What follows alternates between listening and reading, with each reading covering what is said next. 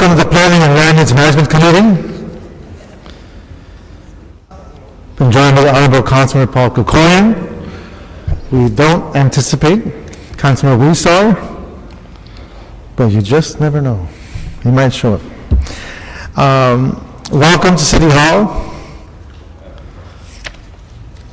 And we have a lengthy agenda, but a few that we will call special. And the way it looks, Councilor, we have maybe 3 or 4 with cards. That means we will call those special. So the ones that are special that have cards is item number 3. Item 4 has cards. Item 5 has a card. But a nice note here says, do not need to speak. Well, they would answer questions. That's a nice note. Appreciate that. And we have item number 10 special as well.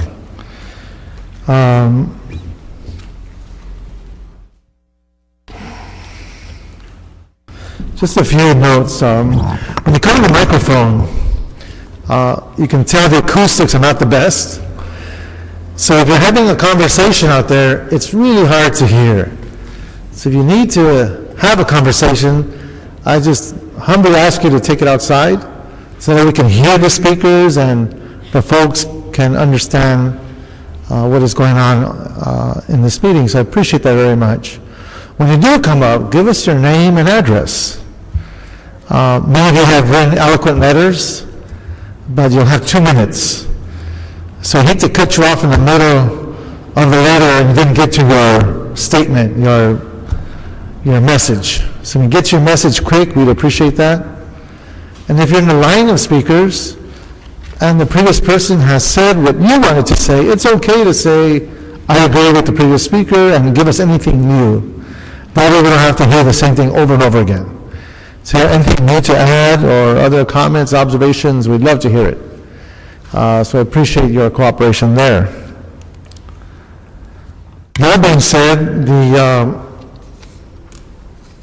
items that are not special, we can go through them, and I'll just run through these items real quick, Roberto, then we'll come back and go to the items that are left. On 1, looks like we could move to approve the city attorney prepared ordinance. On 2, seeing no cards, we can move on consent. 3 and 4 we'll call special.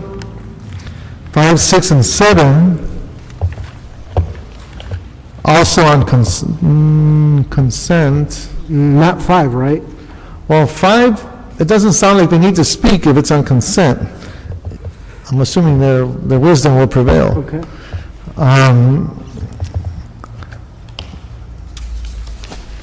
8 and 9 is consent. 10 we'll call special, do the cards.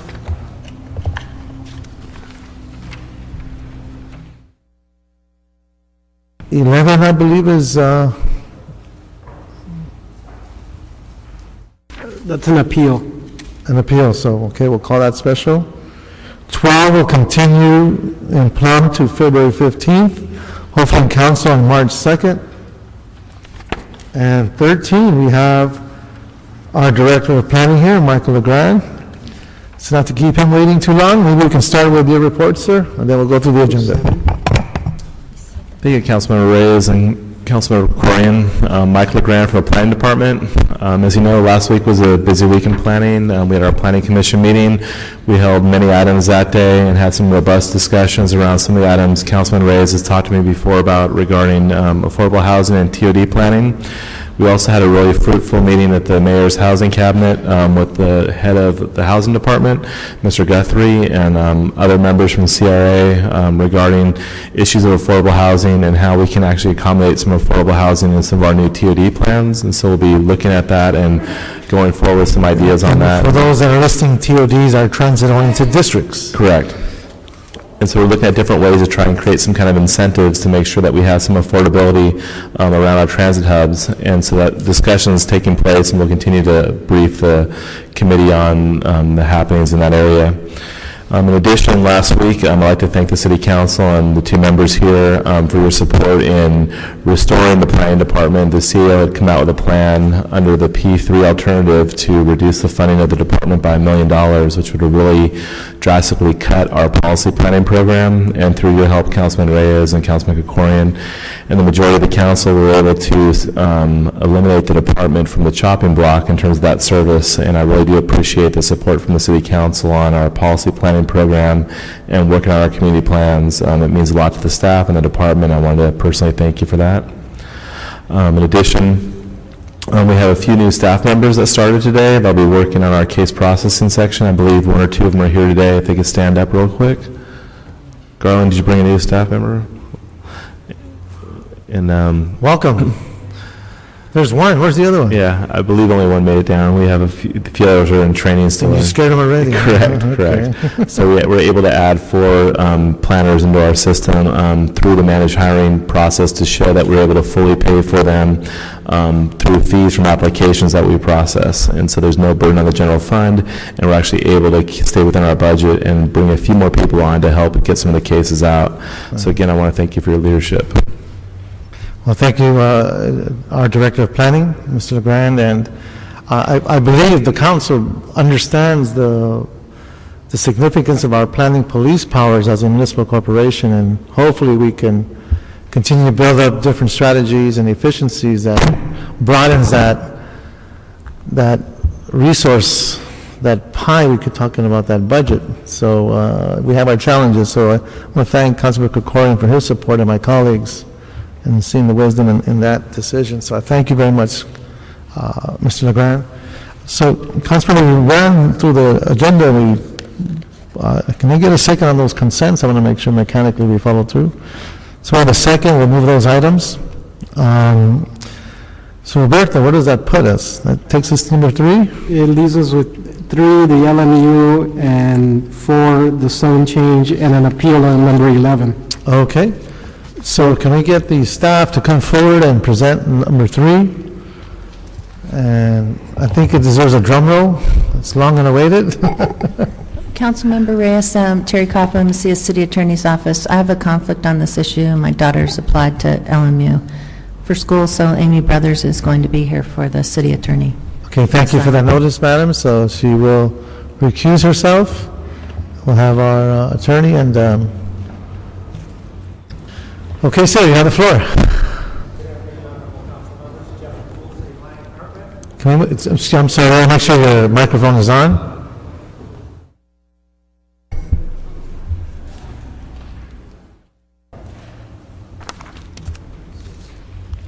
It's on the side. Is it on?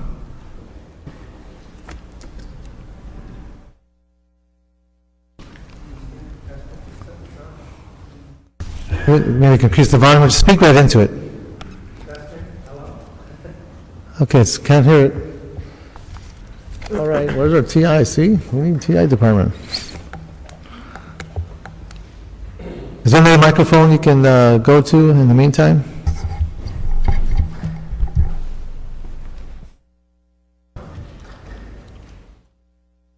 Okay, why don't you use this other one and introduce yourself again and...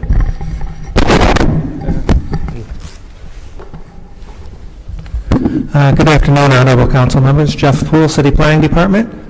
The proposed project is a 20-year master plan to modernize and upgrade the Westchester campus of Loyola Marymount University.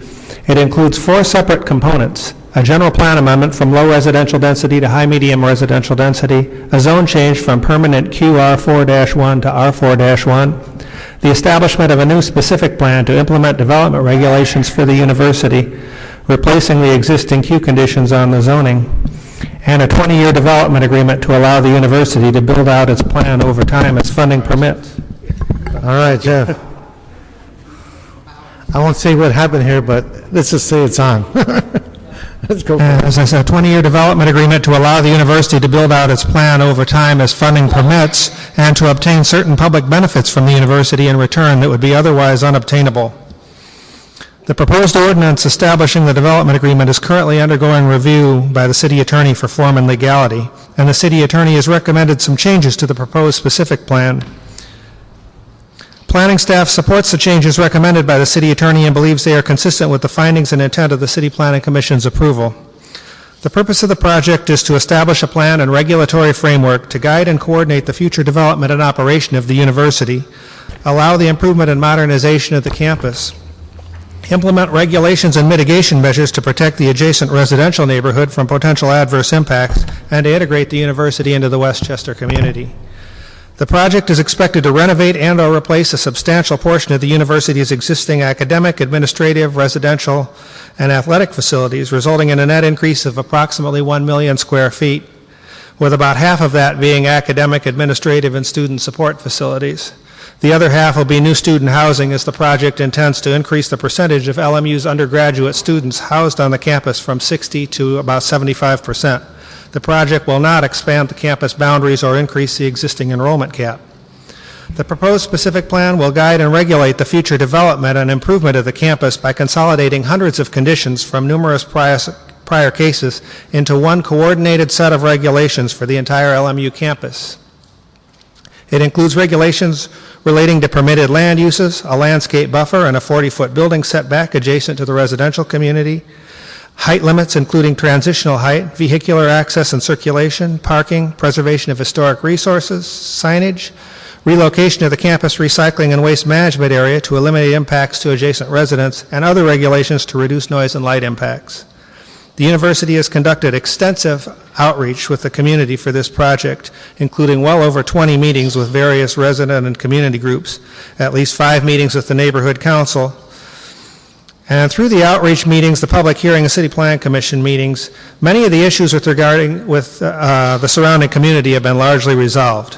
And outreach meetings have continued since the City Planning Commission approval, and as a result, LMU is proposing a number of changes to the specific plan regulations as this case goes to City Council. These include additional improvements and restrictions related to the campus buffer, amplified sound, a possible sports arena that may be built, campus parking, and for copies of applications for future development under the plan to be provided to the local council office and neighborhood council. Most of these proposed changes would be positive and beneficial to the surrounding community and are also consistent with the City Planning Commission's approval. The action of the Commission, as set forth in its adopted findings, was to allow the improvement and modernization of the campus and continued operation of LMU, subject to reasonable limitations to protect the adjacent residential community from adverse impacts to the extent feasible. Therefore, any proposed changes that are acceptable to the university and will improve the mitigation or reduce the impacts to the surrounding residential community would be consistent with the spirit and intent of the Commission's approval. The only changes proposed by LMU to the specific plan that staff does not recommend approval of are changes that conflict with other proposed changes by the city attorney. In those situations, staff supports the language proposed by the city attorney. In conclusion, LMU has been located at its Westchester campus since 1928, and it provides numerous benefits to the community, the city, and the entire Southern California region. This proposed master plan project was approved by the City Plan Commission and is consistent with many provisions of the city's general plan relating to adequacy of public infrastructure, quality educational institutions, protection of residential neighborhoods, open space, recreation, and transportation. Staff recommends the City Council adopt the findings of the City Planning Commission and approve the proposed LMU Master Plan project with the modifications recommended by the City Attorney and by LMU. As I said, where there is a conflict between the two, supporting the recommendations of the City Attorney. Upon preparation of the final specific plan and development agreement ordinances by the City Attorney. Great. Councilman, any questions of our staff? Okay. So we'll go to the speaker cards, and then we'll come back to see if we have any questions. And Madam Attorney, anything else you would like to add before we start public comment? Deputy City Attorney Amy Brothers, for the record, at any point, if you want me to go through the recommended changes that my office is suggesting in order to meet form and legality, then I'm happy to do that. So let's go through the public hearing process first, then we'll go through that. Absolutely. Okay. So that being said, call up Tommy Royce.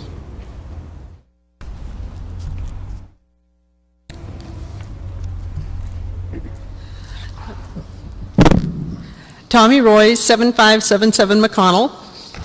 I am requesting a 20-foot landscape buffer the full length of McConnell. I've told everyone I would keep asking for this until I was either dead or this was over. I am still here, and you are my final chance. The best we have been guaranteed is 10 feet. This is not enough. I sent in a letter, which you should have. Please read it and give it serious consideration. I am just asking you to approve the same buffer that every other boundary around this campus has. Thank you. Thank you, ma'am. Linda Koklar?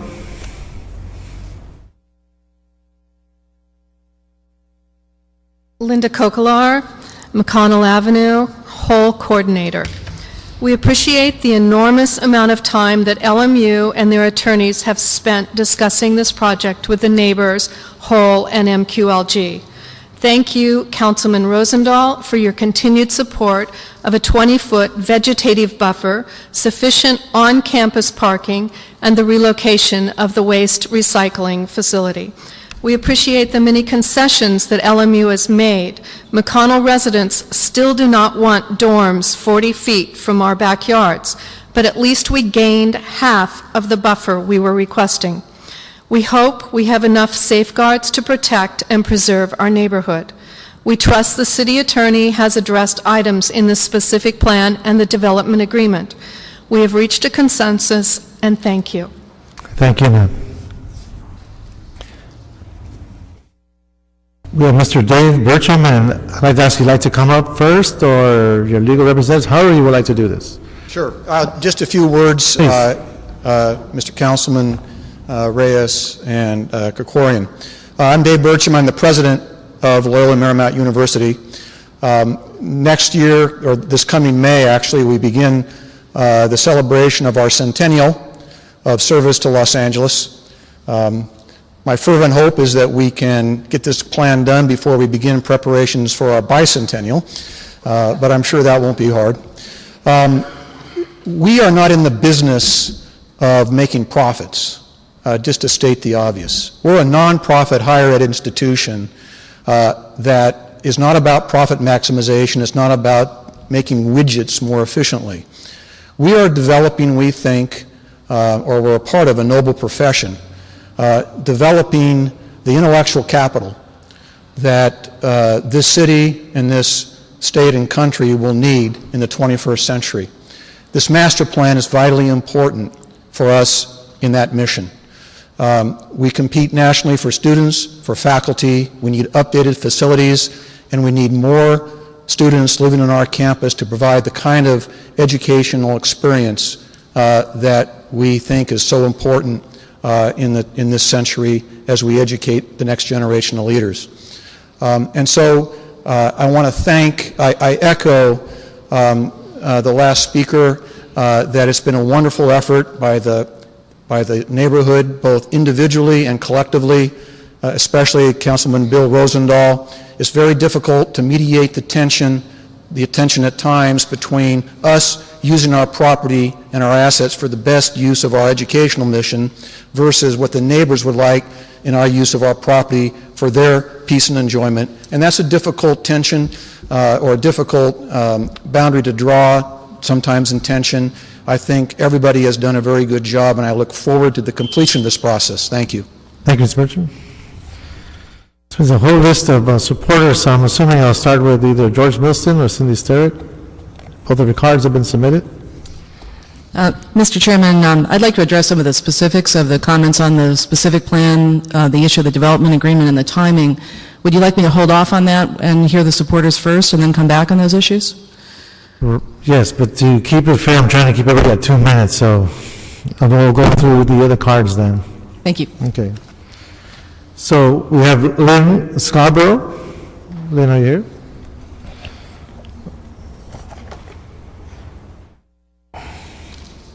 Good afternoon. I'm Lynn Scarborough. I'm Senior VP for Administration at LMU.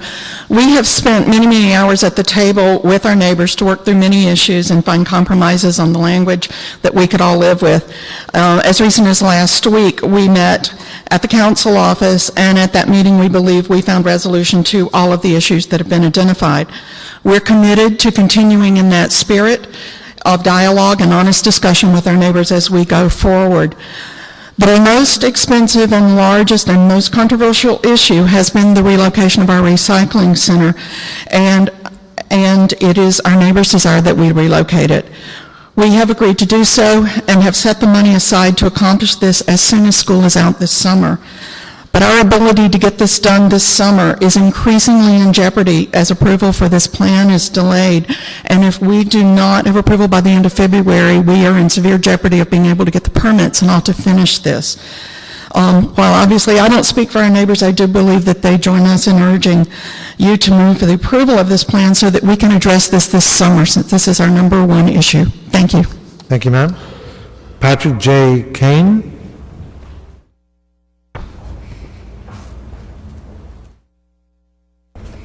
Good afternoon, honorable council members, ladies and gentlemen. My name is Patrick Kane, C-A-I-N. I reside at 7723 Denrock Avenue in Westchester. Have lived in Westchester since 1985. The goal should not be a plan that, or can't be a plan that everybody says, this is wonderful, I have no objections, I have no problems. I think the goal is the best plan achievable, and that is this plan. As you just heard from Ms. Scarborough, there are things that have to be done. The plan needs to be approved so that those things can be done. And I would just suggest that there has been enough discussion, enough meeting, enough back and forth. This is the best plan achievable. And as a resident of Westchester, as an alum of Loyola Marymount University, I strongly urge your prompt approval of the plan. Thank you. Thank you. Pat Kane. Is Pat Kane here? That was me. That was you? Unless you well, you submitted 2 cards. That's right, Patrick and Pat. All right. Miguel Alex Centeno. Check it out.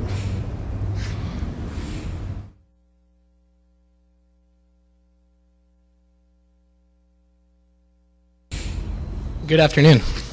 Hi, I'm Miguel Alex Centeno, and I am a senior economics major at Loyola Marymount University. I'm here today to ask for your support for a better LMU. The project before you includes plans to create first-rate athletic facilities, new classrooms, and state-of-the-art dorms, which I'm very excited about. I want to say that I think this investment is not only one in the students. This is one that I think is also one for the community. Being able to attract better students and better faculty isn't only an asset for the campus itself, it's an asset for the city. I'm very proud to tell people I attend LMU, and I'm very proud of the continued efforts the university puts in to better itself.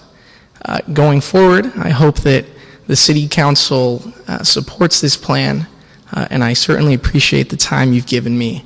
Thank you. Thank you. Bedford McIntosh. So one of the previous speakers in student council or student government, maybe? No? Good afternoon, sir. Good afternoon. My name is Bedford McIntosh, and I'm the Vice President for Development and Alumni Relations at Loyola Marymount University. My office is responsible for raising millions of dollars each year from individual, foundation, and corporate donors. Directly and indirectly, contributions will provide the foundation for the implementation of the master plan before you. In the discussions with our prospects about gifts or grants, we must be certain about the timing of the project as possible. We have to be concrete as possible, and we have to be as certain as possible. It's just common sense.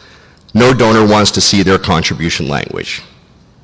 People, and particularly institutional donors like foundations, are largely unwilling to make a commitment for a sizable donation to a project that may be subject to significant delays or even not permitted at all. That is why it is very important that each building constructed under this specific plan not be subject to a discretionary approval and appeal process. Allowing this could result in delaying the construction of each building by months, which will make our fundraising significantly more difficult or perhaps even impossible. I understand that the EIR fully evaluates the maximum environmental impacts from the build-out of the entire plan, and the specific plan establishes clear rules for each future building. Therefore, requiring further approval of each individual project built under these rules would be simply unnecessary and extremely costly to the university. I therefore hope that you will approve the specific plan without requiring any discretionary approvals or appeals. Thank you. Thank you. Beverly Kenworthy, and then David Voss.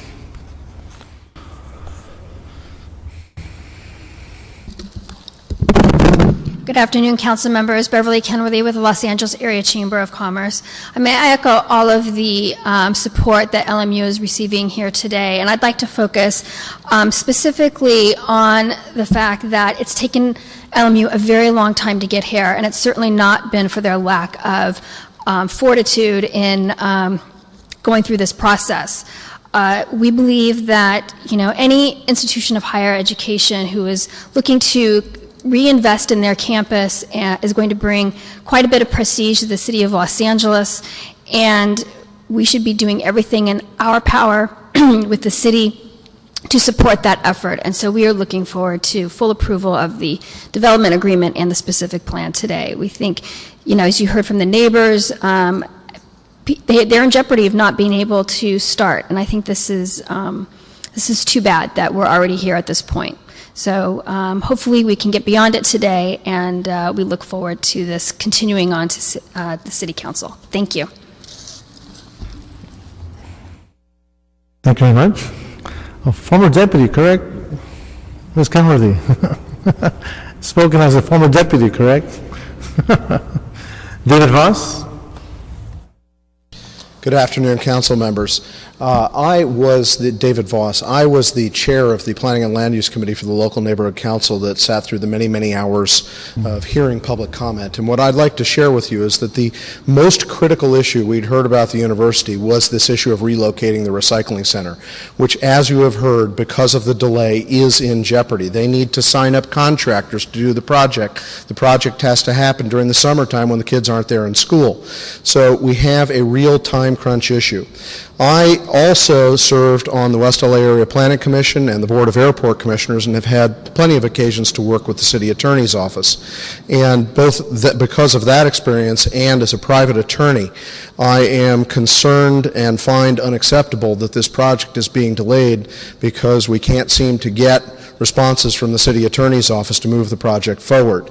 And I know from that experience that, generally speaking, that when somebody raised the issue that there was a real need to get things done quickly, the City Attorney's Office, in my experience, has been responsive and been very positive in that way. And so I wanted to come today to make that plea to the folks sitting here on the left side of this smaller horseshoe and say, please make this a priority, because the community that I sat through the hearings from wants these things to happen, and further delay jeopardizes them from taking place. So we ask the City Attorney's Office, please make this a priority, and let's not see another agenda item and another week pass because we don't have a report back. Thank you. Thank you very much. Okay. Whitney Blumenfeld will be our final speaker, representing Councilman Rosenthal's office.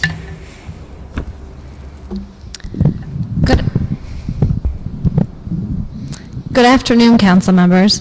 The council office, the council member, neighbors, and LMU and the representatives, as you know, have spent months working on this matter in negotiations, in meetings, working to find something that is a nice compromise between the residents bordering LMU and LMU. Just last week, as you have heard, the council member sat in on a meeting and heard from 2 residents who you've heard from today as well talk about their trees and how important it is to them. And in one of the last remaining concessions that were on the table, LMU agreed to find a way to save those trees, some mature, large trees that would not be taken down from the buffer. You've also heard from President David Burcham and Vice President Lynn Scarborough, who have been engaged with the council member and with the negotiations, as well as Latham and Watkins, lawyers who have been engaged in these meetings. None of this could have happened, of course, without the planning department and the city attorney, who have reviewed all the documents, have engaged the council office and LMU and the community. And so this has been a real effort and engagement, and we thank everyone for where we have gotten to today to be here in front of you. So thank you again, a huge thank you from the council member. Thank you, Ms. Blumenthal. I'm sure you had a small part in this process as well. Just a small one.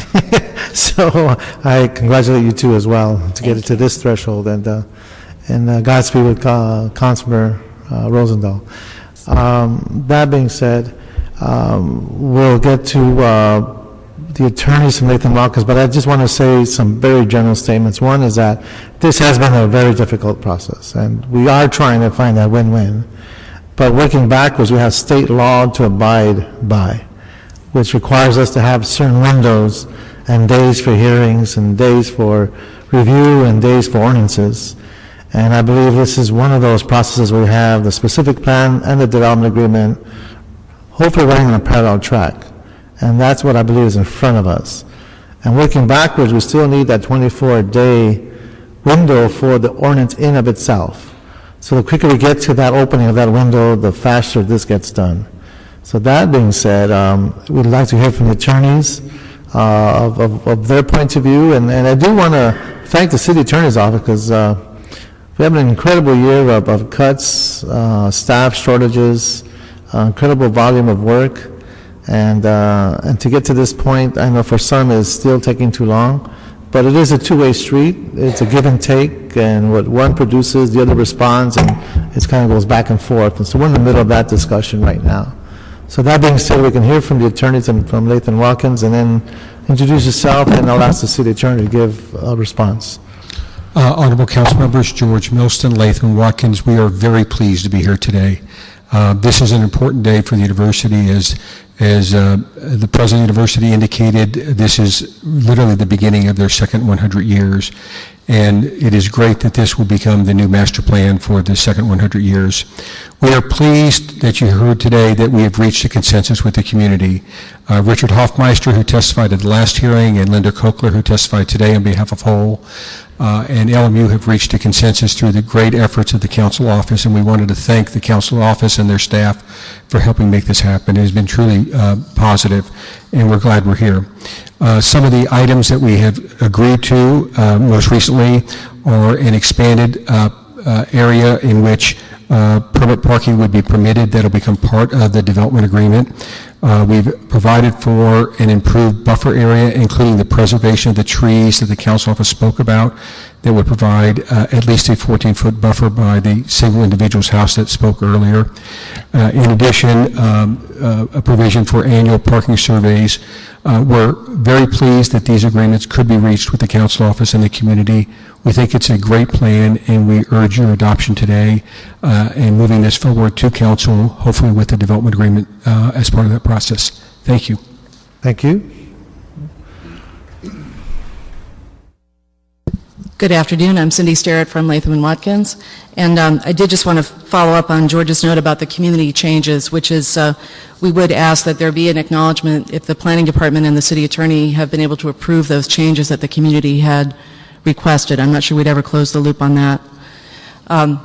If you'd like, I'll just go ahead and list all the questions, and perhaps we can help with some of the answers. In terms of timing, when we arrived this morning, your very efficient clerk asked if LMU would grant an extension, because this matter is supposed to go to council next week based on the time limit files. We hope the committee is able to act on the development agreement. We haven't heard any discussion yet of the development agreement, and that's the item that requires the notice. So again, we hope that we'll be able to come back to that specifically and figure out what the timeframes are going to be in order for us to get the specific plan and the development agreement both to council. Well, we'll respond once you finish your list, and we'll give the city attorney an opportunity to respond to you. Thank you, sir.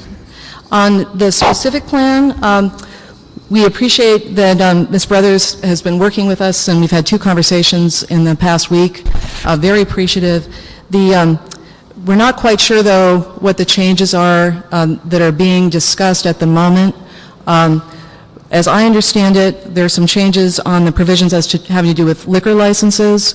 On behalf of LMU, we wanted to make sure that when caterers hold events for the university, that's not intended to be restricted by the specific plan. I don't think it is, but we were working out some language to ensure that that was the case.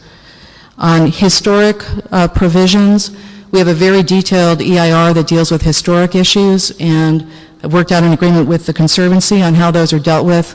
We think there needs to be some language in the specific plan that makes clear that that analysis of historic issues remains relevant in the future. And again, we think there's language on that. We're not sure it's been arrived at yet.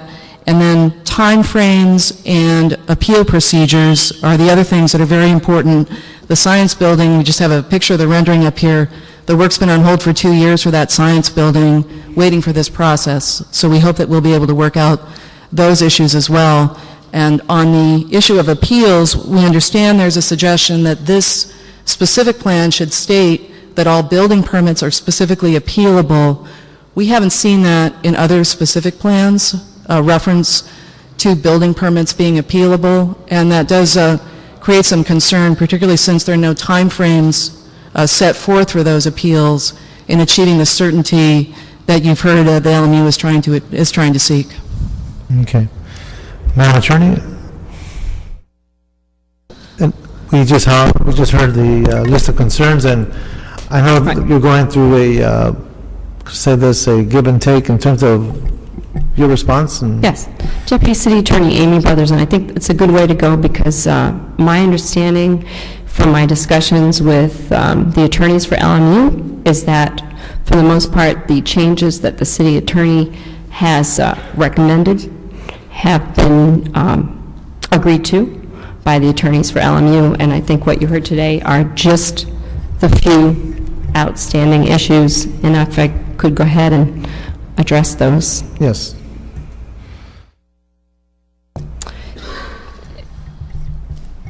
The remaining issue that we have on the approval of alcohol use permits comes down to whether or not the special events will be required to go through the same process as, for example, a restaurant on campus would have to go through on an alcohol use approval.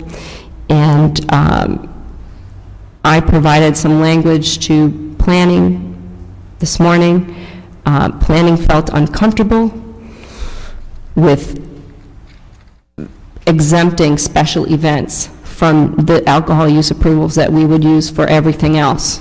So at this time, that is still an outstanding issue. And just mind you, if I could step back for a minute, my first conversation with LMU was last week.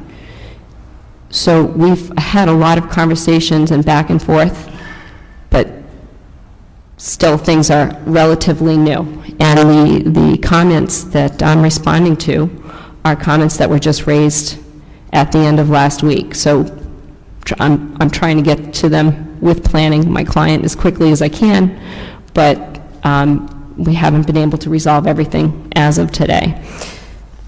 That's one outstanding issue. We are recommending that all alcohol use approvals go through the same process, whether they be for a special event or not, unless planning is able to satisfy their concern on that matter. Can I ask, maybe planning can answer, in other campuses in our city, what's our practice when it comes to that issue? Sorry. Thank you, Chair. Vince Bertini, Deputy Planning Director. This, I believe, will be our first specific plan for a private university in the city. The other private universities are operating under the underlying zoning. and public universities aren't subject to our land use regulations. If I could just kind of address our issue with special events, I don't think, we've had a discussion after the city attorney briefly with LMU's representatives, and we think that we're on the same page and that we are actually trying to do the same thing. So we're confident that between now and council we'll be able to work out the language on that. Ours was just kind of quite simple, as we say that special events are exempted from the alcohol permits, but we don't define special events in the specific plan itself. So we think that we understand what their goals are, and we think they're pretty easy to accomplish. Well, let me frame it this way, because there's about 3 or 4 issues, and from what I understand from the city attorney's office, the facts seem to be that Friday is the first time you get to begin drilling down on some of these issues. And you're having these concerns now in committee. Last week is the first time you get to speak with the applicant. Let me pose it this way. If we were to move this item to the council, and given that they've accepted your responses, is there enough there for us to move this to council and have the fix between now and council? Are you comfortable with that? I really want to respect your time and your sense of analysis in terms of what's best for not only the applicant but for the city. Deputy City Attorney Amy Brothers for the record, and discussing this further with my office, I have been advised that it would be unusual that we would move it to council without having Plum actually consider an ordinance which would take into account the specific plan and the suggestions that we've made. So the pragmatism is that what seems to be practical is to move the development agreement along with the specific plan, hand in hand. Is that what I'm hearing? Definitely. Legally, Plum and the council could consider these separately, but in terms of having the same public hearings, for purposes of management, it may be better to have them all proceed at the same time. And I didn't get to state that the city attorney's office is not prepared to go forward with the development agreement today. We have not concluded our review. We've concluded our review, but we haven't concluded our discussions with the attorneys from LMU yet. And since that is, in fact, an agreement, there will have to be an agreement between these two sides before we can even have that noticed for council. So the development agreement discussion still needs more review, discussion? If I could just elaborate a little bit. The city attorney's office reviewed the development agreement and conveyed comments on that to the attorneys for LMU last week, I would say mid last week. Since that time, the attorneys for LMU have responded and come back with some of their own comments, but at this stage, my office is trying to determine what to do with those comments. We've got to speak with our clients and then go through the approval process in our office before we can go forward on the development agreement, which, as you councilman pointed out, has to have a 24-day notice before it gets on the agenda for council. So if I'm trying to figure out ways to move this forward while not doing anything illegal. Right. But if we were to move the specific plan today and have the language development agreement, obviously it's not in place. You still need to review it. The office has to, the city attorney's office. Is there enough understandings in the specific plan where the development agreement can reinforce it, and if there's any change in council, then we need to take appropriate action at that time so we can move it away from committee? Is that? I'm sorry, could you rephrase it? Repeat that. Put it this way. In the spirit of moving the project along, knowing there is no development agreement at this point, but we have 90% on the specific plan. I would say 98%. 98%, okay. So the language of development agreement is going to reinforce the specific plan. That's the assumption, correct? So if we are that close on the specific plan, can we move this on to council, knowing that the development agreement will be in line with the specific plan by the time it gets to council? And then we can start the 24-day clock. I think we could do that. We're going to have to go through some details here today because the city attorney's review showed some things that needed to be clarified in the document that was approved by CPC. So these are clarifications to the CPC-approved specific plan, and we will have to go through those, and I'm prepared to walk you through it today. We will have to go through those today. Otherwise, the option is to have the city attorney's office draft the ordinance and come back next week or at another time for your consideration of an actual written ordinance. Council colleague, give me your opinion on this. What do you think? Well, I like the direction that I think you're going in, Mr. Chairman, but do I understand that if you go through these issues now, we will be prepared to go forward with a proposed ordinance then by next week with the specific plan? With the specific plan, certainly. But not with but you're still, and then when does the 24-day notice requirement for the development agreement, when does that get triggered? That doesn't get triggered until there is an agreement between the city and LMU concerning the terms of the development agreement, and then it is approved through the processes in my office because, in fact, there's an approval as to form and legality of that agreement. Once that's approved, we can give notice to the clerk and the 24-day notice can start. And the council, I'm sorry. Just with respect, if I could just address that, the issue of the development agreement briefly. Cindy Starrett from Latham & Watkins. The City Council adopted some development agreement procedures a number of years ago. This is a somewhat different interpretation, I believe, of what those procedures requires. In the past, I believe the committee has sent the 24-day notice for council, published a notice with the development agreement from the CPC, for example, and then if the city attorney had further comments on that development agreement, they were substituted in. Yeah. I believe the interpretation now, though, and I know the city clerk is trying very hard to do everything right, as is the city attorney, and I appreciate that, but the interpretation now is that the city attorney's report approving the document would be required before that 24 days starts, and that's why Ms. Brothers is saying they won't issue that report until all the negotiations are done. I believe this committee before has directed dates certain for hearings to occur for development agreements, and if that were something that could be considered, we would appreciate that. Absolutely, we will work with the city attorney and with planning to make sure all the details are done. And for example, if that date were February 22nd, which is a little more than 4 weeks from today, Plum could even hear it again, for example, on the 15th in the event that there were issues that had to be considered by Plum, but that notice could be sent out. If I might respond, Deputy City Attorney Amy Brothers, actually, it's my understanding from my office that this is the procedure we always insist on, and it makes sense when you consider that a development agreement is an agreement between two parties. So this is not something where we can say, okay, there's a few outstanding issues and we'll see if we can reach agreement later.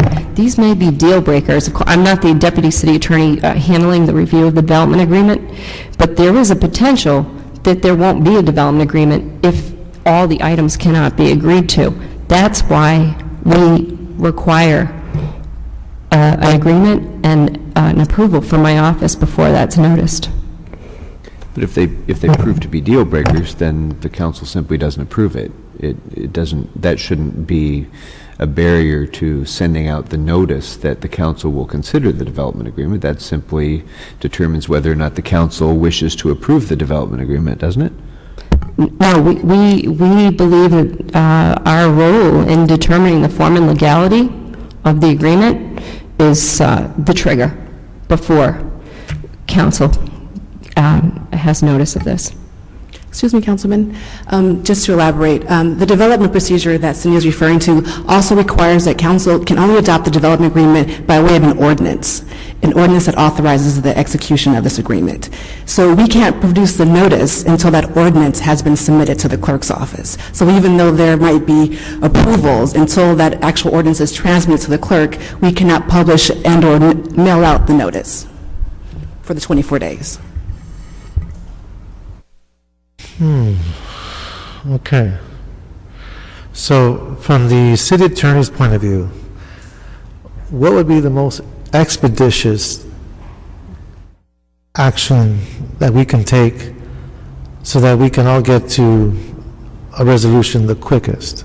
Is there an approach that you feel comfortable with in terms of addressing the priorities of this project? Yeah, if I could, a lot of this really comes down to how quickly the city and LMU can agree to the terms of the development agreement. And I really can't predict when that would be. That's, there are two parties involved, so I can only look at it from one point of view. Mr. Chairman, I could speak to that if it's Please. helpful. Cindy Starrett again. Laura Cadigan did call us back this morning, which we appreciate very much, and we believe there are three issues. I think one of them we're prepared to discuss, and I believe is resolved already with planning, which has to do with what are the charges to nonprofit organizations for using LMU's facilities. They're the usual and customary charges. We've actually prepared a schedule to show what those charges are. And then there were two other deletions from the form that the city has used before. One had to do with references to the EIR. In prior development agreements, the development agreement has said the prior certified EIR, basically we'll look to that as we administer the project. And then there was some language about subsequent projects, that when a subsequent project comes in, then the city looks to the prior EIR for the rules as to that project. I know Laura said that she would get in touch with Tim McWilliams, who is the city attorney's CEQA, handling CEQA now for the city attorney's office. And my hope is that that could happen, no later than tomorrow, so that we could resolve this and get it moved forward. I believe all of these issues are issues that can be resolved. Okay. Any response to that, ma'am? I guess the only response I have is the sooner the city and LMU can agree on the terms of the development agreement, the sooner we can move forward on the entire project. Mr. Gordon, Councilmember? Thank you, Mr. Chair. As a lawyer, I realize that details really matter, and that 2% could be the 2% that really matters the most, and so I'm very respectful of that. I also would really like to emphasize, though, that I think that where there is pretty darn close to broad agreement on this, we don't want to continue to send out the message, I think, to people who want to move forward with important projects that we're going to get caught up in form over substance.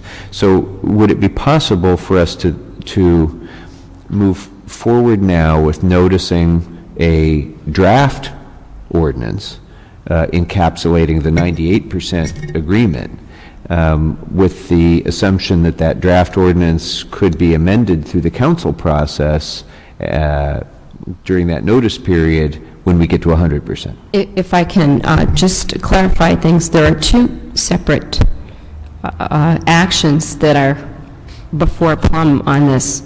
There's the specific plan for which there is 98% agreement in my estimation. I'm the attorney who's been working on this review, and as I say, I've been speaking with the LMU attorneys, and I think we could go through that today if you councilmen are ready to go through all the details of the changes that the city attorney believes are necessary to the CPC-approved specific plan. That's fine, we can do that. I cannot give any such assurance on the development agreement that I am not reviewing that. That is not my project, and the 98% agreement characterizes the specific plan. It does not characterize the review of the development plan from my office's point of view. I don't know how my office would characterize that, but my colleague's absence here today should send the message that we're not at the point where we can move forward on the development agreement. And I certainly would not recommend, I want to take a little issue with the notice of form over substance. No, we're reviewing for form and legality, and we're all about protecting the city and making sure, as this 20-year agreement goes forward, that we have dotted our I's and crossed our T's, and that is something that requires detailed work, and sometimes it takes time. You bet, absolutely. I know. That's why I prefaced my comment that way, because I know that those details do matter, and it was unfair to suggest 98% agreement. You're right. If there isn't any kind of agreement like that on the development agreement, but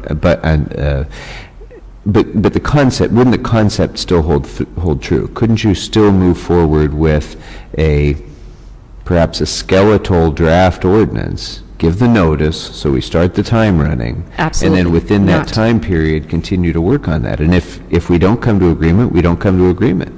No, that's, I'm sorry, but that's not the way we do things. Although, as I say, for the specific plan, sure, we can do that today. If you want to go through the details, we can do that today.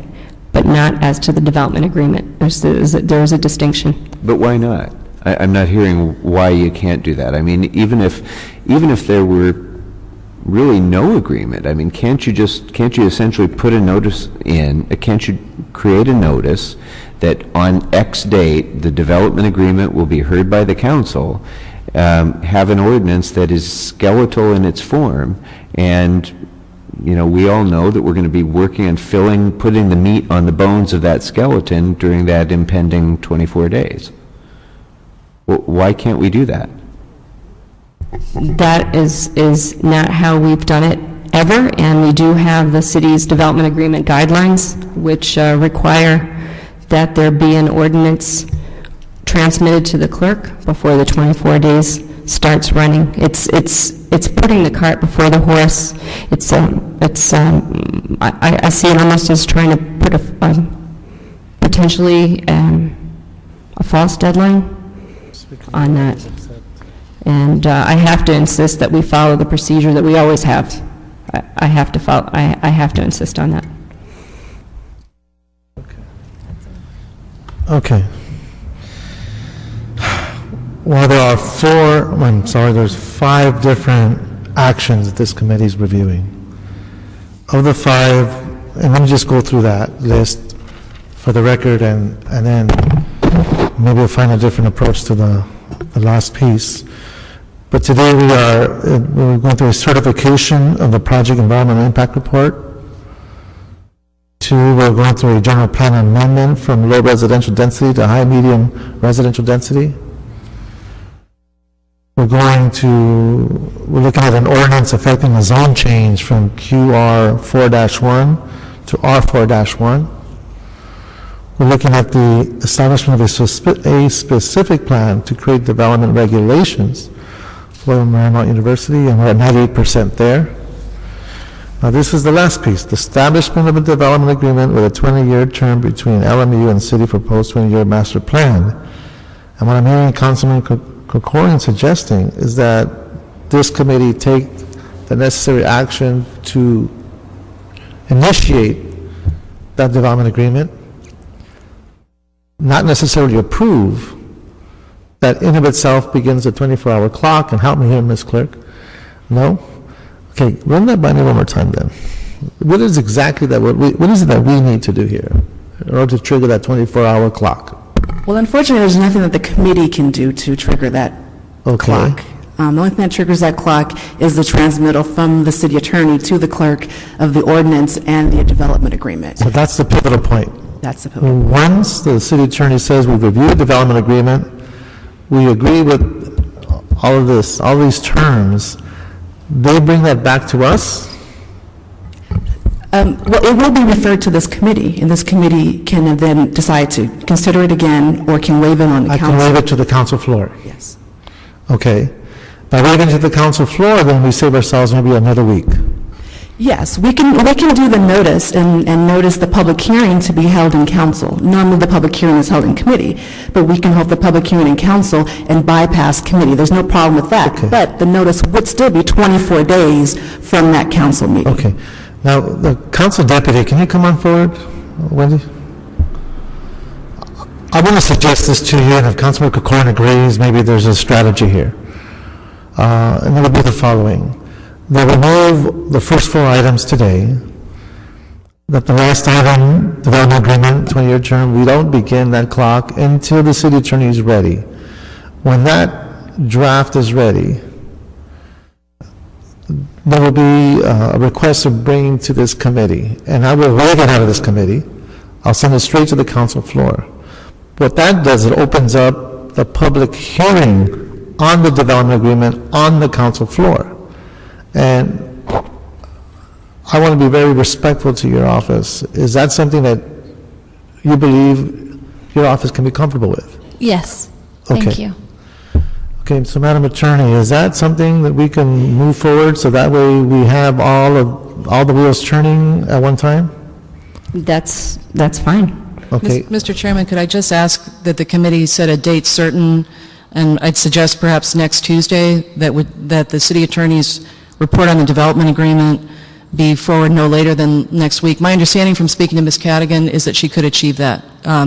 If it was the will of the council, that she could have it here next week. So Ms. Tarrant, that means that whatever we say, you're going to agree with, right? But that allows her to talk to us in the planning department. Okay, just kidding. Just kidding. All right, Madam Attorney, how do you feel? I didn't get any such message from my colleagues. I hate to make a promise on her behalf in that regard. But let me say to the committee, my colleague and I have been working diligently to make sure we get this in a timely way, and there's really no cause to think that my colleague would sit on this or not get this done absolutely as soon as she can. Absolutely. Can we do this? Can I table this for the moment? And maybe if it gives you time to speak to your colleague, we can go through the other items. Sure. Before the end of committee, you can give us a stronger sense of what's comfortable for you and your colleague. Sure. I understand the hard work you're doing. Believe me, I am very, very cognizant of it, and I can't tell you how grateful I am that we can even get to these items where we are, because there's such a high volume of work we have. But can I table this for now? We'll go to the rest of the items, and then by that time, you can give us a stronger sense of what you're comfortable with? Yes. Councilmember?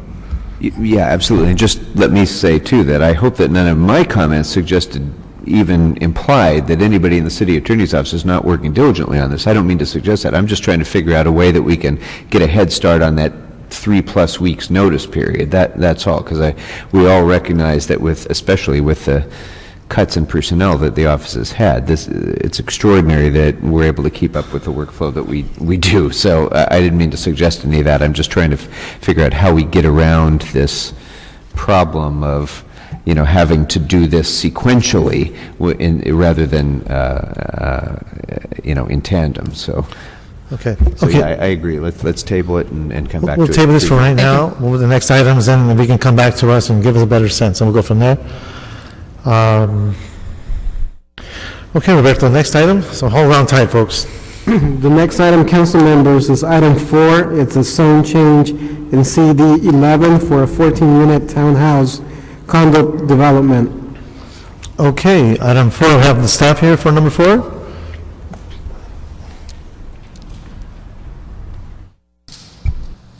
Good afternoon, Councilmember Reyes, Councilmember Corcoran. My name is Jim Tokunaga. I'm with the City Planning Department. The ordinance before you is a zone change from R2 to RAS3. The project is a 14-unit condominium development in the Westchester Playa del Rey plan area. The Area Planning Commission approved the zone change request. The project was originally for 20 units. The applicants have agreed to drop the project down to 14 units after some public controversy. The Area Planning Commission... Repeat that one more time? It's originally a 20-unit condominium project. There was a lot of neighborhood opposition to the project, so the applicants have dropped the project down to 14 units. 14, okay. Quite a big drop. So we're here just to move the project on, the ordinance through. Okay. Wow, 14, great. Okay, we have with us 3 cards. We have Jeff Lee, Paul Morgan, and then we have Ms. Blumenfeld.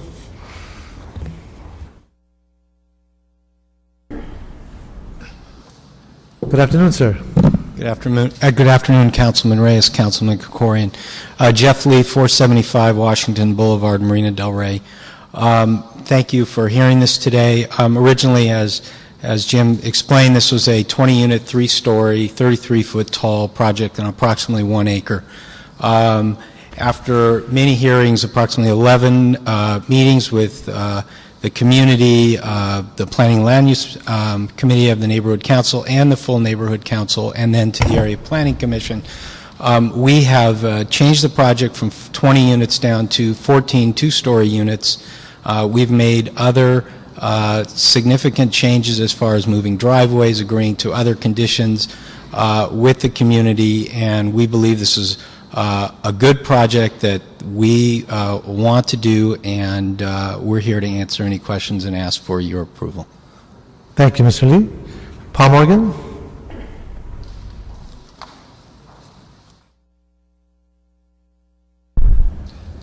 Good afternoon. I'm Paul Morgan. I live about 4 doors from the proposed development. That's where we've lived for 26 years. Do you mind speaking into the microphone? Pardon me? As you speak into it, we can hear you better. Yeah, we speak right into it. There you go. Okay. It sounds so loud right here. I'm sorry. That's okay. Okay. Now I have 2 minutes? Yeah. That's where we've lived for 26 years and where we've raised our 2 kids, Daniel and Katie. It's important the committee know that the neighborhood has been consistently and unanimously opposed to this project from the beginning. And we've left some letters with the clerk. That has been no support in favor of it from members of our neighborhood. The most positive reaction has been it could be worse. We've argued against this development because it does not fit in our neighborhood in scale, height, setback, open area, interfaces with our community. Ours is a modest, family-friendly area of single-family and homes and duplexes. We think it inappropriate to shoehorn this high-density 3-story condominium into parcels of low-medium residential land. We certainly do not welcome the increased traffic and parking congestion, not to mention the reduction on our property values. And we point out that in at least 16 particulars, the plan specifically violates the Westchester Playa Community Plan with its guidance for preserving the scale and unique character of existing neighborhoods. And this speaks to our biggest concern, that if this committee approves the current proposal, it can be seen as a precedent inviting more high-density inroads that both ignore and threaten the character of our nice neighborhood where our kids grew up. Let me just tell you quickly about our neighborhood. Last Halloween, local news stations placed our community high on the list of good places for trick-or-treating. It's not because we give out better candy. It's because we have a quiet neighborhood that is open, friendly, inviting, safe, with places to park, sidewalks, front porches that open the street where people can leave out a jack-o'-lantern or 2. And that's our kind of place, and it is not what this condo is offering. We hope the committee will help us in opposing the document, in proposing that the developer modify the concept for a better fit, and in suggesting ways that we might avoid further inroads into our community. Thanks. Thank you, sir. Ms. Blumenfeld? Whitney Blumenfeld here for Councilmember Bill Rosendahl. This has been a very tough case. There have been various meetings with the council member present, with the developer, with the neighborhood council. The council member heard a very good argument originally for a reduction from 20 units to 14. Jeff Lee, who was here before you, reduced the units. The council member further heard from his constituents that they wanted to see a further reduction down to 12. The council member called the president of and CEO of Century Housing, who was also involved with this project, and they said that they could no longer reduce the unit count. They're an affordable housing provider in Los Angeles. And that's where we stand at the moment with 14 units. The developer has also made various concessions that I believe he has entered into and has submitted to the planning department in terms of the driveways, potentially what can be allowed in the garages, whether or not people can store things in their garages. And so at that point, we are moving forward with the project at 14 units. And just for the sake of understanding the context, it's an existing R21, correct? Correct. And what's the maximum under R21 that can be built on the site? You'll forgive me, but I do not remember, as there has been some back and forth as to what was originally and actually allowed. I believe it was 20 or 22, but there's been some... By right. And correct. I believe there might be some confusion. Is that? I believe they'll be able to answer this Planning better. staff can come forward and answer that question. I want to create an understanding of the context we're in. Without, Jim Tokunaga, City Planning, without the zone change, there's actually 8 buildable parcels there, and they can get 16 units there. If they get the zone change, they have 40,000 square feet. In an RAS zone, you can get over 20 units. Over 20 units? Yeah. So even by right... Even by right, if they were to keep the R2 zoning on the 8 parcels, they can get 16 units. Up to 16? Yeah. And if they were the zone change were granted, they'd get up to 20 or so? Right, and which was the original project. Okay. And I might add that Westchester Parkway itself is a very busy major highway, but right just north of it is a R2 zoned residential area, and I believe that's where the concern is. And that's why the applicants have been willing to reduce the project. And that's what I wanted to amplify is that, and especially Mr. Morgan, I just want to share this with you, the underlying zones in these neighborhoods allows for the densities they speak of. That's correct. When there is a change in property over time, I believe this is the direction most of the city is going in. Answering the question, where will the people live? By right, the entitlements exist already. So I just wanted to put that into context, because the city is in a state of flux, and we are moving in that direction. And going from 20 units to 14 is quite a feat. Correct, and I believe this is also a special circumstance of a property, given the inconsistency with the zone and the general plan designation. So I believe Mr. Morgan's concern and worry about precedent will not be as unique as it may be feared. Okay, and that's good to hear on the record. Councilmember, any other questions for the staff? Or okay.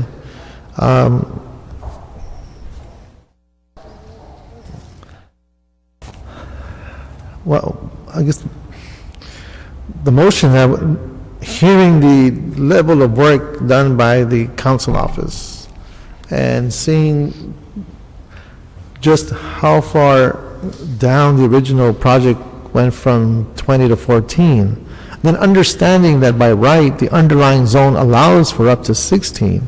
14 seems to be a really good scenario, given what's already provided by right.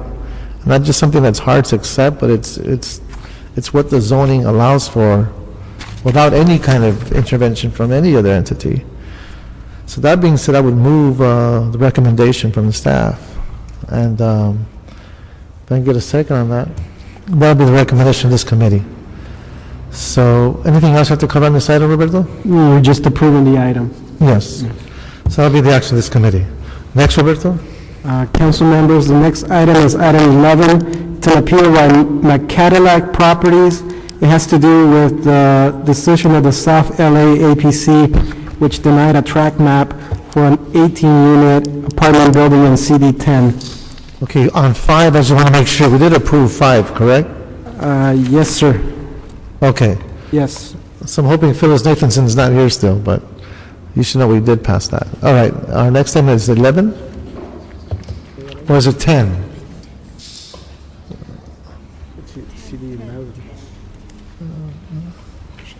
Are we at, okay. We're at 11, okay.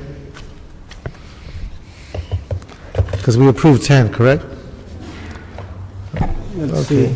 see. It's item 10. Item 10, all right. So we're at 10, Roberto. Oh, sorry, I thought we had... You confused okay. me.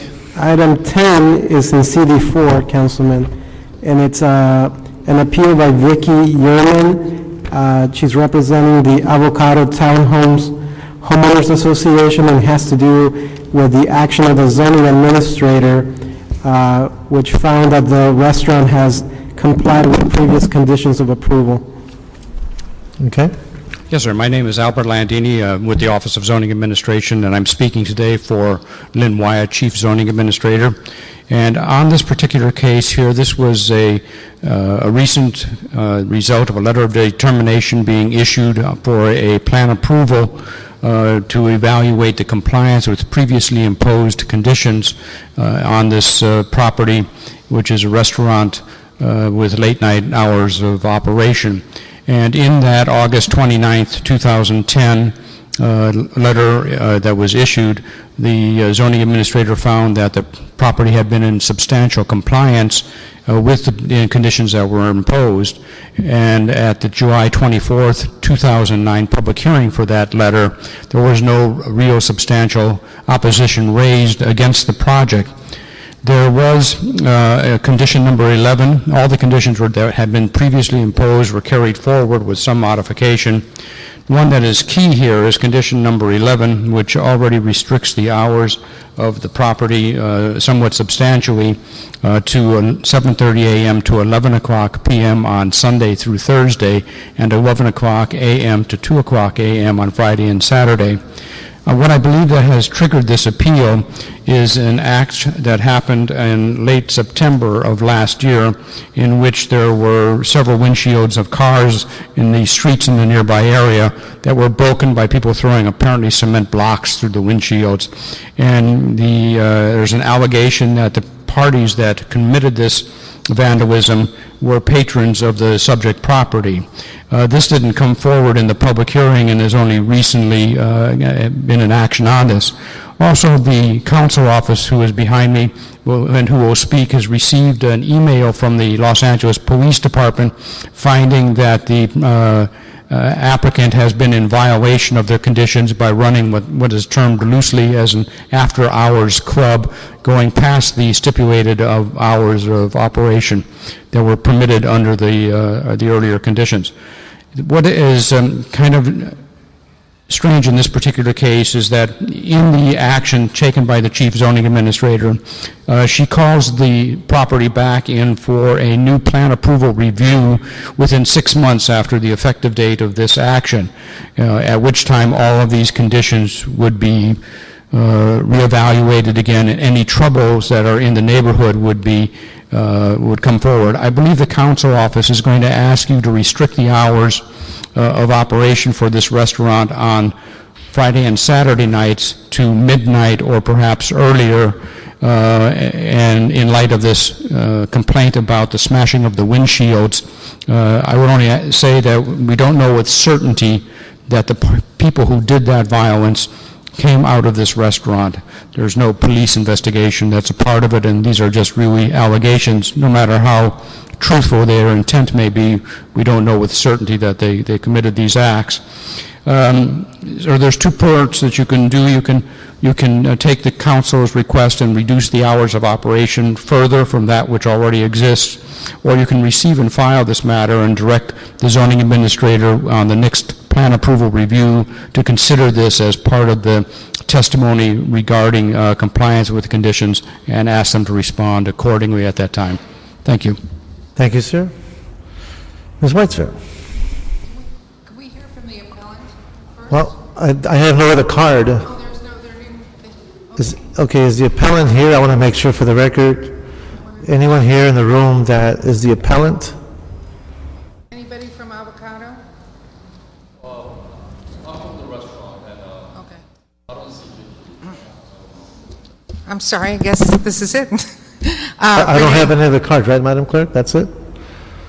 Okay, so I want to make sure legally.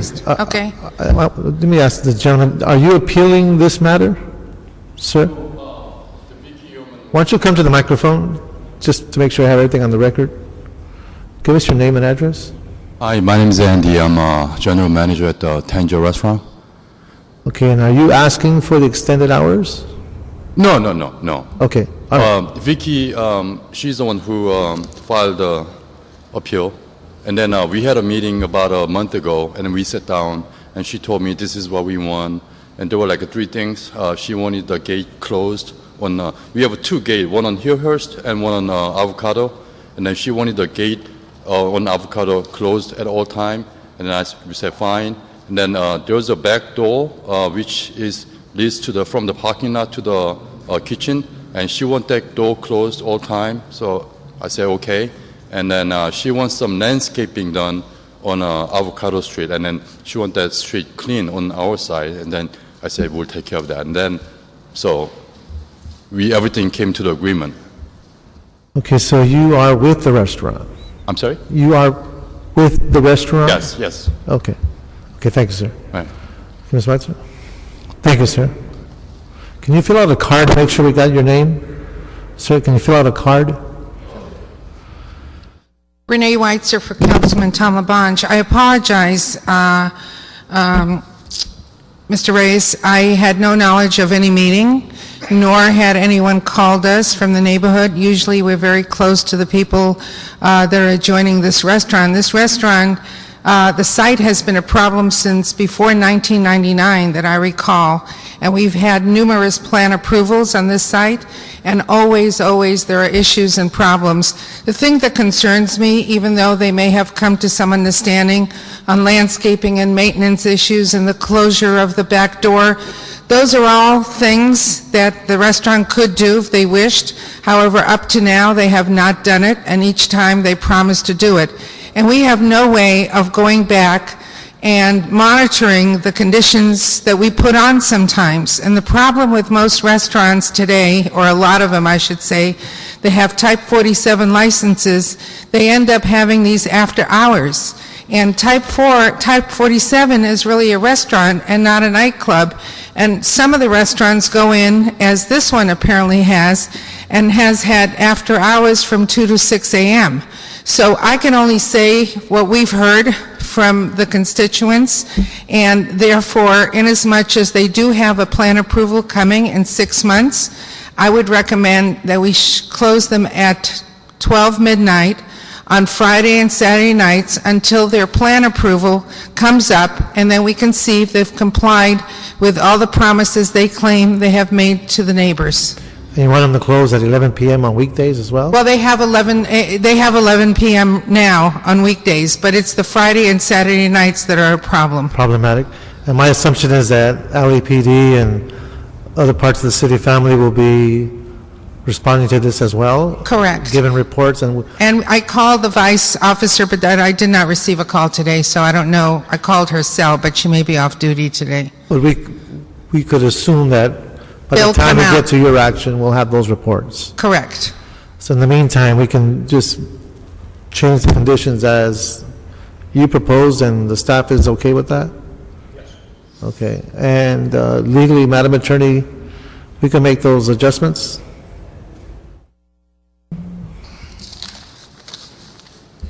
If you adopt Ms. Weitzer's recommendation to have the business close on Friday and Saturday night at 12 o'clock, you'll need to make the findings that the requirements for the consideration of the application have been met, and that due consideration has been given to the effects of the modifications on surrounding properties. Those are the two required findings. Okay. So I'm sorry, Terry Kaufman, Macias City Attorney's Office. So you can make the modification, but you have to make those findings. And we can make those findings. I'm sorry, sir. We could. You can make those findings based if you accept Ms. Weitzer's testimony, because we have statements from the police department that she reports over late night operation, and we have the complaint letter which she exceeds to be acceptable that's come in regarding the property. And as to the conditions volunteered by the applicant, he can do that simply by writing a letter to me. They don't need to be adopted by your board. So we could grant in part and deny in part? And with the recommendations from the council office, in so much as it'll come over for a review in a few months anyway, correct? 6 months, yes. Okay. All right. So, Councilman, we'll move in that direction. We'll grant in part, deny in part with the conditions that's submitted by the council office, in the hopes that in 6 months we get a little more clarity as to cause and effect and impacts. And in accordance with the required findings as stated by the zoning administrator. As stated for the record, sir. Thank you, Very sir. well done. Okay. All right. So that clears that item. Next item, Alberto. Yes, council members, the next item is an appeal by McCadillac Properties. It has to do with the action, the South LA APC, which denied a track map for an 18-unit apartment building in CD10. Okay, good afternoon, sir. Committee members, Garland Chang, Planning Department staff. Subject property is located at 6054 West Cadillac.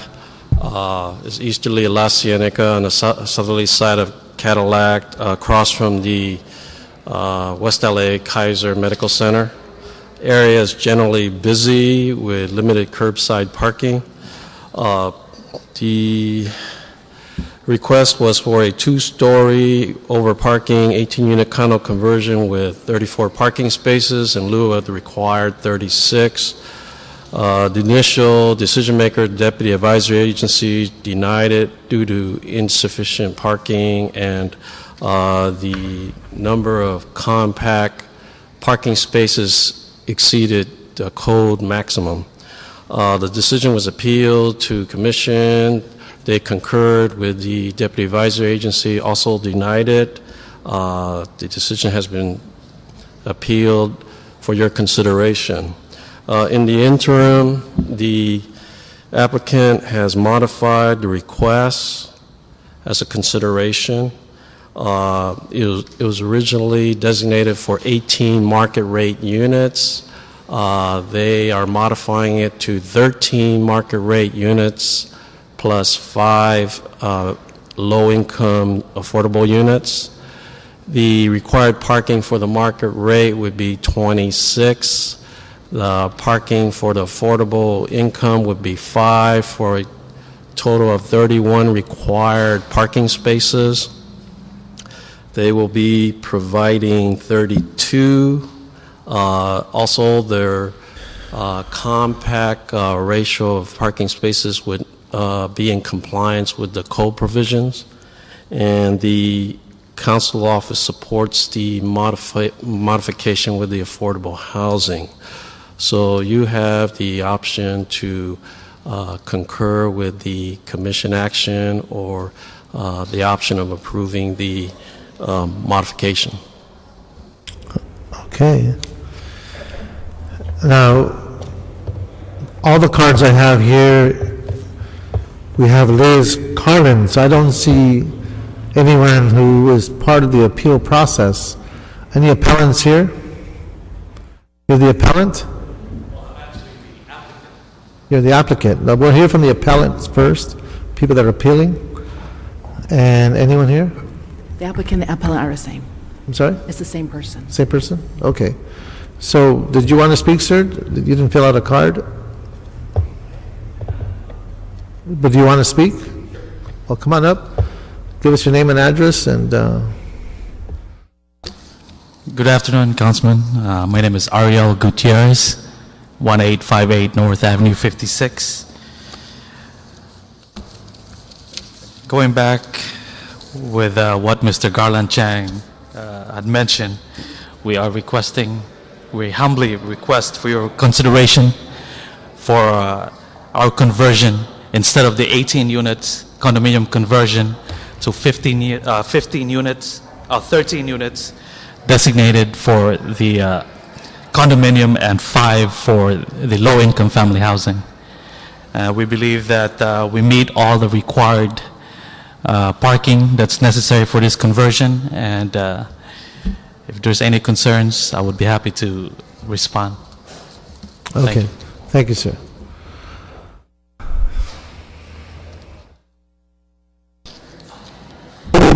Good afternoon, council members. Liz Carlin from Councilmember Wesson's office. We concur with Mr. Chang's assessment. We support the appeal based on the 5 affordable units and the 13 market rate. This is an easy one. Yes. You're all on the same page. All right. All right. I think we're buying a lotto ticket today. Okay. You brave heart. Okay, I'll make that unanimous. That'll be action of this committee. The action being, councilman, to grant the appeal? Yes. Yes. Grant the appeal. Sorry, Madam Clerk. I'll say that before I say everything else, all right? Okay. So I believe that covers all the items? Yes, sir, and it would take you back to item 3. Okay, any words of wisdom from our city attorney in terms of, we'll get them, okay.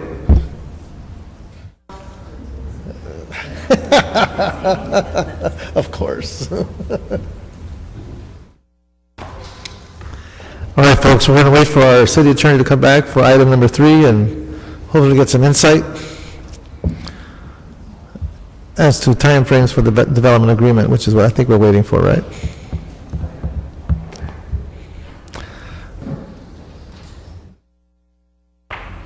Mr. Mejia agrees. Yes? On pins and needles.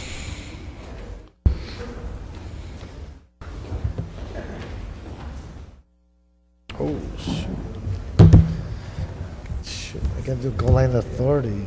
I have a goal line authority. We're doing the extension to Ontario.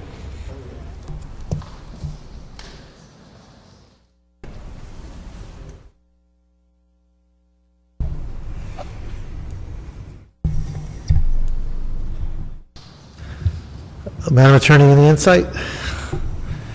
Welcome back. Thank you so much. Deputy City Attorney Amy Brothers for the record. If this is to get noticed for City Council the last week of February, that would be the week of February 22nd, the city and LMU will need to agree to the development agreement by close of business tomorrow in order to get through the subsequent approvals of our office in the drafting of the drafting of the ordinance and then the 24 days notice. So that's how the math works. And absent an agreement tomorrow, then nothing's going to be transmitted. So can we reach, that's the $1 million question here. Well, can we reach an agreement? I believe there's two issues. There's the specific plan and there's the development agreement. Right. Now, there's the specific plan portion of things where the city attorney's office has said that they do not want that to move out of this committee until we have exact wording, understanding that wording may change at council. And if I can interrupt Mr. Bertoni, I think that's something that we can get done today. As I said, I'll pass out the specific language of the items that need to be changed in order to meet consistency and form and legality. I'm talking about the development agreement in particular.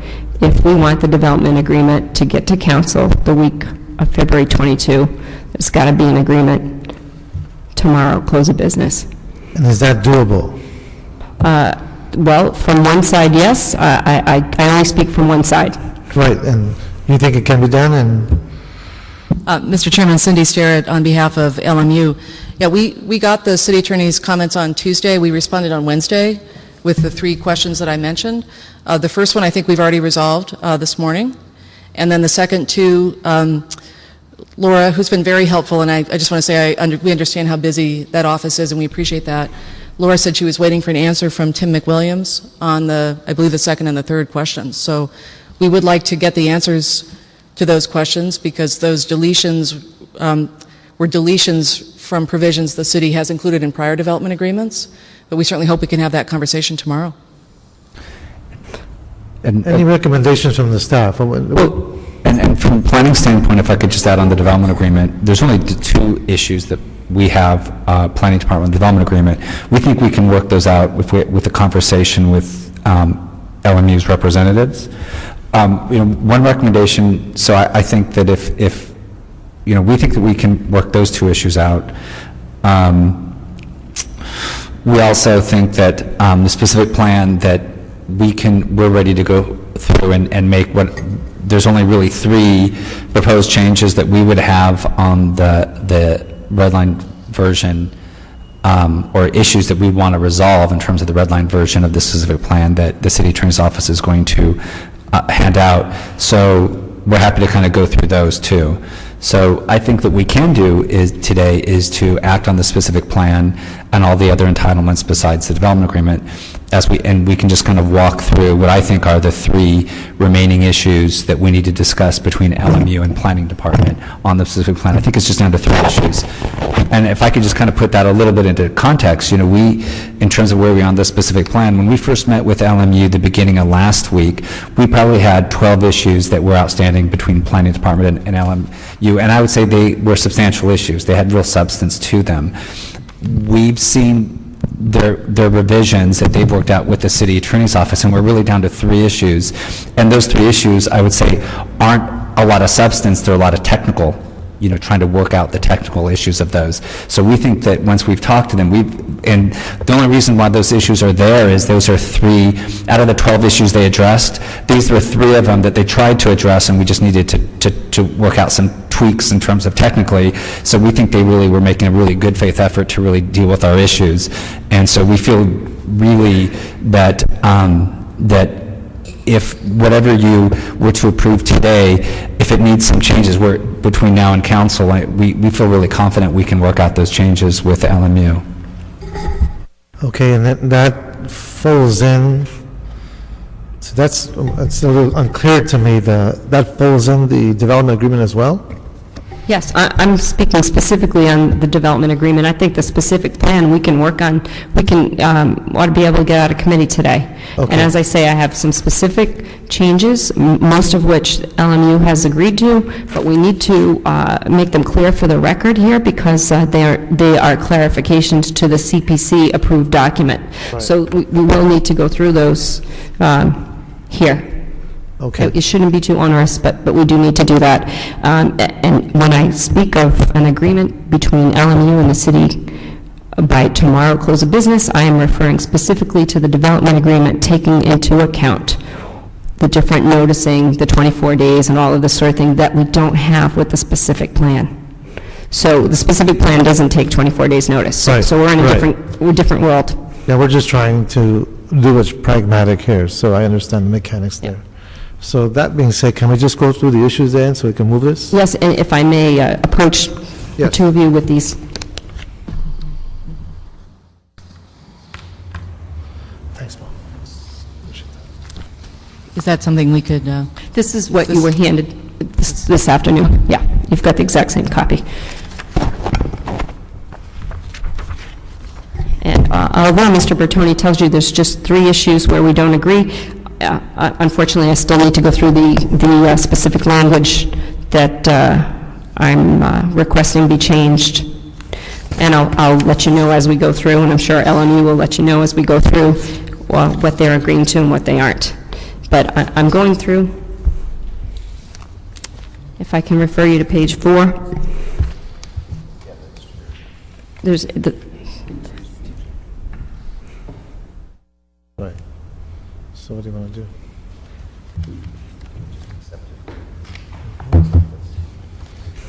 Yeah.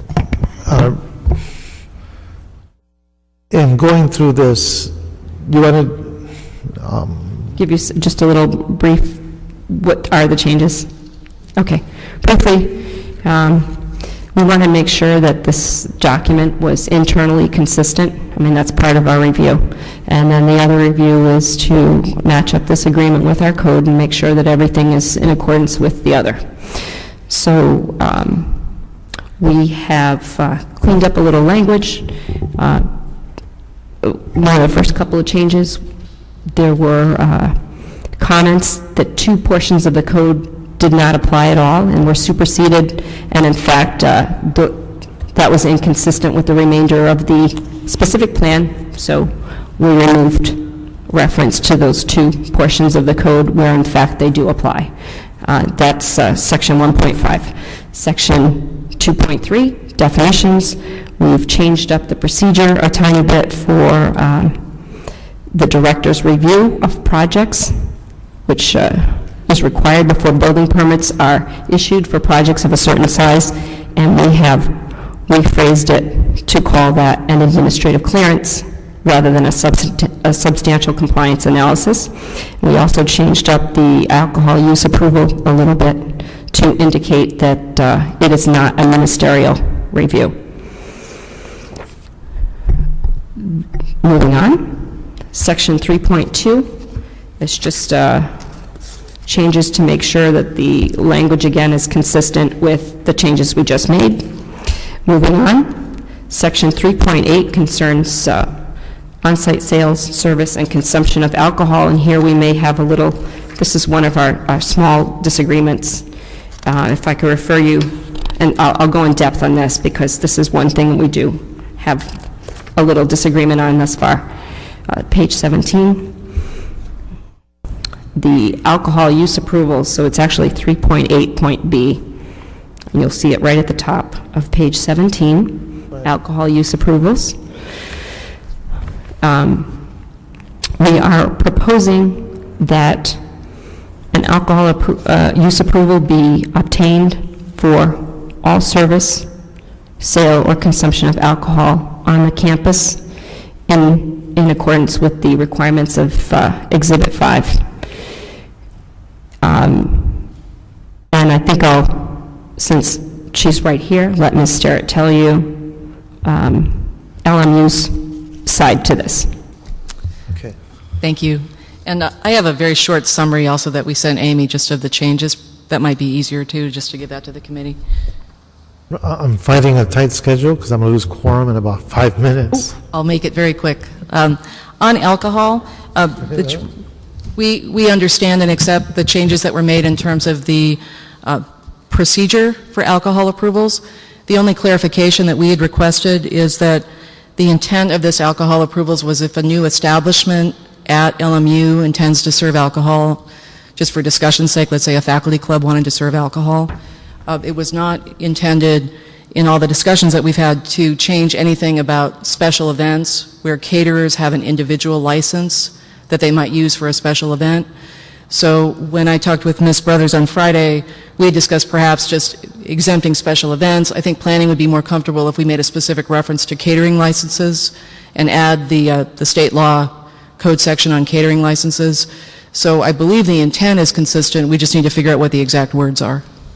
If I could just add that, just kind of adding to what the planning department's concern is, there's an Exhibit 5 which talks about how would we condition alcohol approvals, and so we just want to make sure that it's really clear in there, the existing alcohol approvals, that the rules that they're able to go to, the future ones, and that where the special events lie in there, and just saying, we had a concern that just saying except for special events when we don't define what those are in the specific plan doesn't really give us much guidance. It puts it into a probably nebulous territory. So we just wanted to make sure that we're clear how we're dealing with special events, and to make sure clear that we have the appropriate land use controls on there. There may be some issue. We may be able to do that through the catering, and there may be different avenues. But I think talking to LMU, we have the same goals. There's different ways to get there. We just have to figure out the right path. So although there may be wording that's put in today, our preference is to still have further conversations with the LMU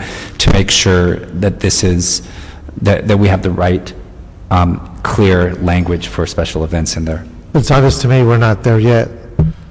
So can we move us forward with the understanding that we'll be on that same page?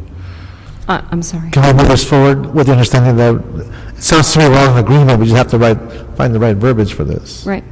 We would propose in planning is keep the verbiage in the report that you have before you, the stated red line 117/2011, and then with the understanding that we'll work with the city attorneys and LMU to make sure we clarify the special event wording later before we get to council. The language that you have as provided by the city does not include an exemption for the special events. So if in fact this is very important to LMU, they will come back to us and ask at some point that we change that language that goes to council. So if we stick with what I've presented here, we're okay. We're good If moving it needs to be changed, we can change it later. Okay. Right. All right. Next one. Okay, next one. LMU has a proposed change here that the city has not agreed to yet, and that's at section 3.7. Yeah, and it's on page 16, council members, of what I handed you. It's highlighted in yellow. And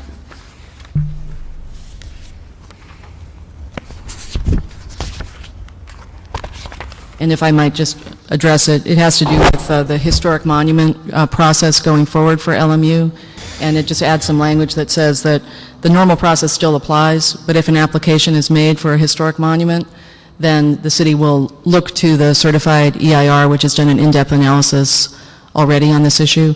And I believe planning is comfortable with this, but city attorney, again, needs to tweak the language. And I believe the concept is another one that we're all in agreement on. So if I could, for the committee members, I would suggest that we, as far as this goes, leave it off, use the city's red line version, and we'll discuss further with LMU going forward. So as far as today goes, we're sticking with the city version, which does not include the paragraph that LMU is proposing. I'd say for planning department, we're fine with that approach, with the understanding that we'll work some wording out with LMU, because our conversations with them, I think we were pretty much on the same page as to what we need to do in that particular section. We just need to get the right words. Okay. All right. And then I think the final issue, I'm hopeful that the final issue is at section 9, and if I may provide you the page. Section 9 has to do with the administrative clearance I spoke of earlier. That is the director's review and approval of projects, and the director reviews to ensure that the project is consistent with the specific plan. That review is required before a building permit can be issued. Consequently, we are proposing, and actually the city attorney's office really insists that there be an appellate review, an administrative review of the administrative clearance through the building permit. And I'd just like to give you a little background on that. We're watching the city dollars here. And when there is an opportunity for an administrative review, we have an opportunity for the city to reconsider any mistakes it's made. The alternative is that we go directly into court and may be liable for attorney's fees where there is no administrative process.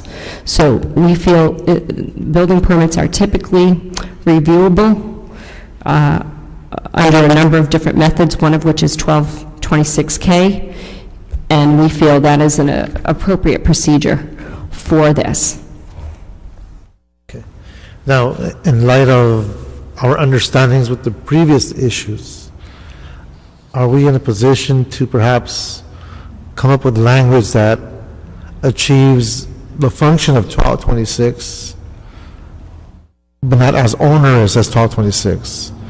Can we do that, Vince? Can we get to that point before council? Yeah, we think we can, and in this particular case, in planning department, since we feel this is different than, 1226K applies throughout the whole city for all building permits. And we think that's a very blanket approach because there's 469 square miles. There's so many different types of permits that potentially could go awry, and that we think that there is a need to have that kind of maybe fail-safe citywide. In a specific plan, it's so focused, and it's so, there's not so many unknowns. It's very known in terms of what would go into a specific plan. So we think that it doesn't make as much sense to have an open-ended review process for a ministerial by right project. Discretionary is very different, but by right. So we feel that there is something that we could craft that would be a narrower type of appeal process that's very focused to LMU, that doesn't go through all of the uncertainty that this does, 1226K and 1226K does, and we feel that we could do that from here between. So that's a council. yes. That is a very long yes. Okay, because I don't want to lose my colleague here, so I know I'm respectful of his time. So giving all those are all the issues on the table. Mr. Chairman, yes. Mr. Poole asked me to just ask the committee to clarify whether the changes requested by the community in the council office would also be included in your action. And I do have another copy of those if you need that for the record. If the staff and our city attorney is comfortable with that, then we should be able to move forward with that. They are not contained in the city's red line version. I think some of these have been coming up rather recently. I have had the opportunity on behalf of the city attorney to review them, and I have no problem with them. Okay. I think just as long as we have something that we can put before the clerk so that the report of the committee correctly She encompasses hasn't. all that, then And I do have a version that includes all of those highlighted, if that would be helpful to submit. Okay. Just the community comments are highlighted in this one. So it's tangible in the hands of the clerk, so great. All right, so that being said, we can move all 4 action items, and help me out here, Roberto. I want to make sure, Madam Attorney, how we can best move this forward. I would say that we approve all of the 4 recommendations, actions before this committee, with the final being that we will be the best language to move 5. I think actually Mr. Poole had it, something to the effect that all the proposed changes by LMU, which are a result of their negotiations with the neighbors, will be incorporated into the specific plan, except where they conflict with the city's red line version as presented today. The city. Okay, and that would be the 5th action. And some of those changes are also reflected in the development agreement. Right. So that includes, and Roberto, I think, I already went through the laundry list, all 4 plus what was just Right, articulated would be our action. The EIR, the general plan amendment, the zone change, and I believe the specific plan. Right. And plus, okay. So is that clear, Madam Clerk, or do we do it one more time for you? No, that's clear, but just for clarification, the specific plan, the ordinance, the city attorney still needs to prepare that ordinance. Once that ordinance is prepared, it will be referred to this committee, and this committee can choose to waive it on to council if you choose to do so. So just for clarification, you're not actually approving a specific plan. Right. Right. So we're all clear? So we can move this? Councilmember, will I make that? Yeah, I think so. So that the first 4 issues would we be targeting then February 22nd, was it, for the hearing of those matters, with the understanding that in order for the development agreement to also be heard at that same council meeting, agreement would have to be had by the end of the day tomorrow in order to get the notice out. And if, for whatever reason, that agreement is not had, we would still have the option of simply continuing these other 4 things in council for a few days or until the following week to allow that notice period to be catch met. up. Is that, am I understanding this right? Correct. Based on consent of an extension of the time limit by the applicant, yes. Perfect. All right. I knew we could do it. All right. If that's your recommendation, I'll second it. That is the recommendation. I think we probably said it 3 different ways. All right, so we action this committee. We'll move this forward, and congratulations to all of you. Thank you very much. Thank you very much to everyone. All right. Thank you. Yes. I didn't give it to you, and I'm Thank so you. sorry. It's appreciated. Okay, here, these. Anybody here for public comment? Seeing none, this meeting is adjourned.